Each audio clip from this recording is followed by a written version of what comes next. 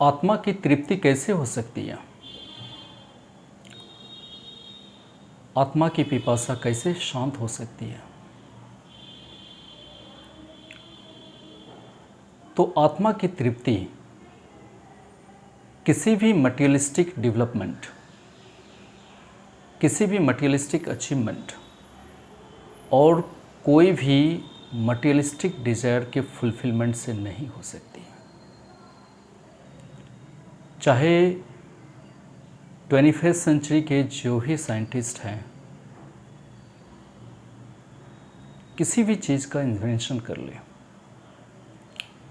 इस संसार में कितनी ही डिस्कवरी हो जाए, कितनी ही एक्सप्लोरेशन हो जाए, इनसे मानव जाति का तत्काल सेवन हो सकता है, उनकी रक्षा की जा सकती है, उनके जीवन की रक्षा की जा सकती है, उनका जीवन चल सकता है, उनकी रिक्वायरमेंट्स की पूर्ति हो सकती है। पर आत्मा की तृप्ति संसार के किसी भी भौतिक पदार्थ से हो ही नहीं सकती, क्योंकि ये सांसारिक भौतिक पदार्थ जड़ पदार्थ है जो नाशवान है।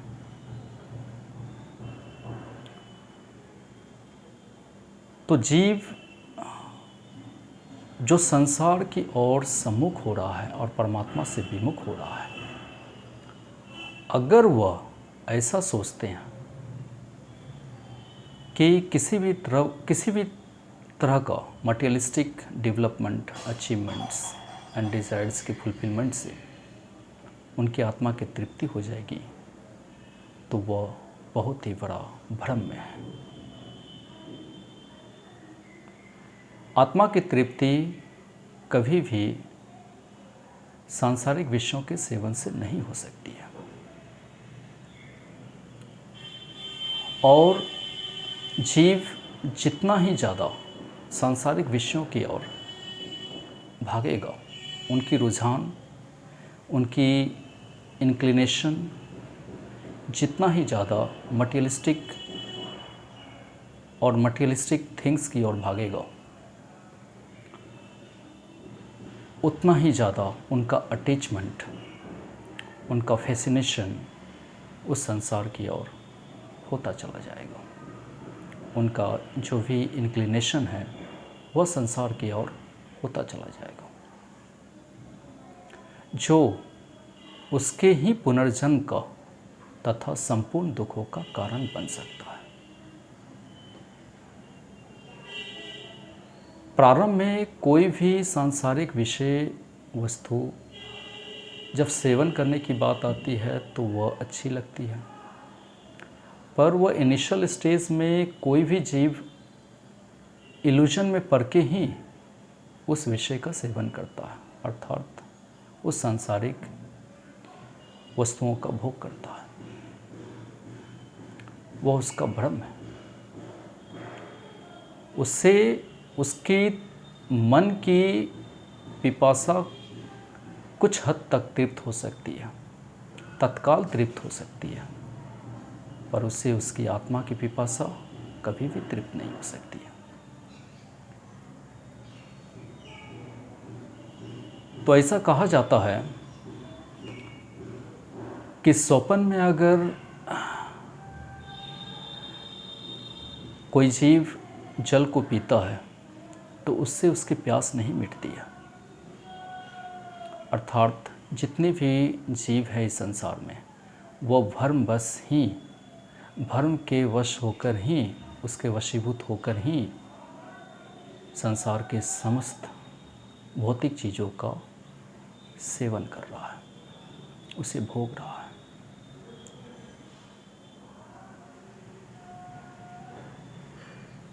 तो आत्मा की पिपासा कभी भी सांसारिक विषय वस्तुओं से तृप्त नहीं हो सकती है। आत्मा की पिपासा केवल अविनाशी परमात्मा से ही तृप्त हो सकती है, केवल चिन्मय परमात्मा से ही तृप्त हो सकती है, जो ज्ञान स्वरूप है, जो चिन्मय स्वरूप है। ऐसा इसलिए है क्योंकि यह जीवात्मा उस अविनाशी परमात्मा का अंश है और चेतन अवस्था में है। जबकि यह संसार और संसार में जितने भी भौतिक पदार्थ हैं, भोग विलास की सामग्री है, वह नाशवान प्रकृति के अंश है और जड़ की अवस्था में है। तो जो चेतन स्वरूप आत्मा है, उनकी पिपासा जड़ स्वरूप भौतिक चीज़ों से कैसे हो सकती है, तृप्त कैसे हो सकती है? कभी भी जड़ पदार्थों से जो चेतन अवस्था में आत्मा है, उसकी तृप्ति नहीं हो सकती है। और ऐसा भी कहा जाता है कि साधक जब विषय सेवन के प्रति, विषय सेवन को न करने के लिए ऐसा दृढ़ निश्चय कर लेता है मन में, तो उसकी इंद्रियां निर्विषय होने लगती है। और जैसे जैसे उसकी इंद्रियां निर्विषय होने लगती है, वैसे वैसे उसके मन भी निर्विकल्प होने लगते हैं। और जैसे जैसे साधक के मन निर्विकल्प होने लगते हैं, वैसे वैसे उसकी भी बुद्धि स्वच्छ, निर्मल और सम होने लगती है।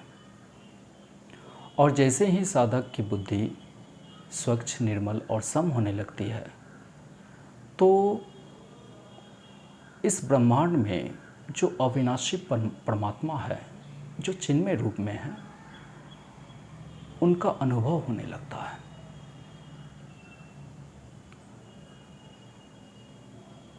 तो जीव को चाहिए कि उनके अंदर जो भोग बुद्धि है, जो भोग वृत्ति है, उनको हटाकर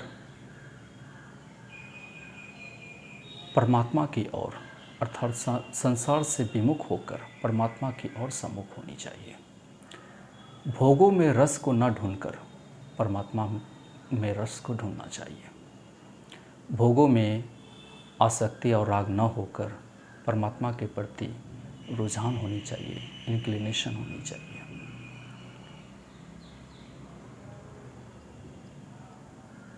अगर आज तक ऐसा देखा गया है कि जितने भी जीव ये भौतिक पदार्थ की ओर भागे हैं, जो मटेरियलिस्टिक डेवलपमेंट, अचीवमेंट और डिजायर्स हैं, इसकी ओर भागे हैं, तो तत्काल उनकी मन की तृप्ति हुई है और उनके जीवन के जो रिक्वायरमेंट्स है, उनकी पूर्ति हुई है। लेकिन उनकी आत्मा की तृप्ति नहीं हो सकी, जिसके कारण उनका पुनर्जन्म होता रहता है और वह भिन्न भिन्न योनियों में जन्म लेकर भिन्न भिन्न भोगों को भोगता रहता है और उसकी आत्मा अनंत काल तक यूं ही अन्य योनियों में भटकती रहती है, वह कभी तृप्त नहीं हो पाती है। तो आत्मा की पिपासा की तृप्ति के लिए परमात्मा के शरणागत होनी होगी और भोग बुद्धि को, भोग वृत्ति को हटाकर हमें परमात्मा की ओर सम्मुख होना होगा।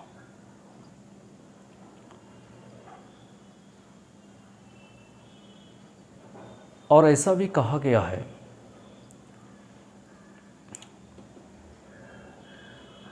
कि जितना ही ज़्यादा हम लोग भौतिक सुख सुविधा की ओर भागते हैं, तो इसकी जो प्यास है और बढ़ने लगती है। जो स्वीट पॉइजन ऑफ मटेरियलिज्म है, उसके फुलफिलमेंट के लिए हम लोग जितने फोर्स लगाते हैं, जितने एनर्जी को इन्वेस्ट करते हैं और ज़्यादा दिन प्रतिदिन उसकी प्यास जो थर्स्ट है बढ़ती ही चली जाती है।